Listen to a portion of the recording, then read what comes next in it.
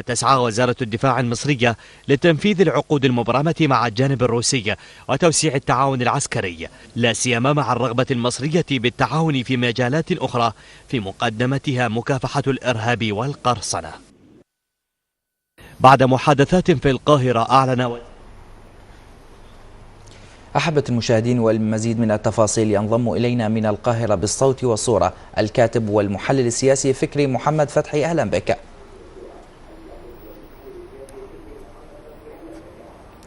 أهلا وسهلا. أستاذ فكري، ما مصادر قضية انتقدت قانون الانتخابات الجديدة في مصر وأكدت أنه مخالف للقانون؟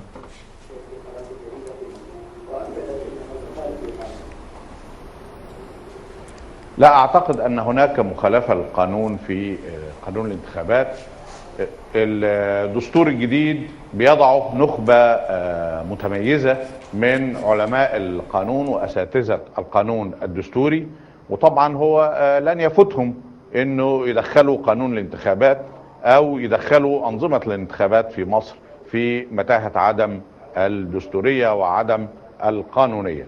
حتى الان لم تظهر حتى المسودة الاولى للدستور، فانا ما اعرفش ايه الاحكام المسبقة بان قانون الانتخابات سيأتي مخالفا للقانون او مخالفا للدستور، وهذا شيء سابق لأوانه، ممكن نناقشه بعد ظهور المسودة الأولى للدستور إن شاء الله. نعم أستاذ فكري، كيف تقيمون استمرار المواجهات بين أنصار الرئيس المعزول محمد مرسي ومعارضيه؟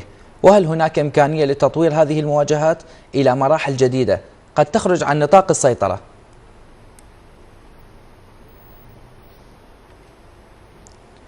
الجماعات الجهادية والتكفيرية بتأييد من جماعة الإخوان المسلمين بقى لهم أكثر من أسبوع بينذروا بتصعيد المواجهات خلال هذا الأسبوع وحتى يوم 19 نوفمبر الجاري. ما جرى في الإسكندرية في الأمس وما جرى في بعض الضواحي للمدن في بعض أنحاء الجمهورية يدل على الفكر المعوج لهذه الجماعة، ولكن عناصر الأمن متيقظة لهذا الأمر تماما، وأعتقد أن الأيام القادمة بمشيئة الله هتورينا مواجهات حاسمة من الأمن إذا حاول هذه العناصر التصعيد أكثر من المستوى اللي موجود دلوقتي. نعم أستاذ فكري، هذا التصعيد الغرض منه هو إثبات الذات، إنهم بيقولوا إحنا ما زلنا موجودين، ولكن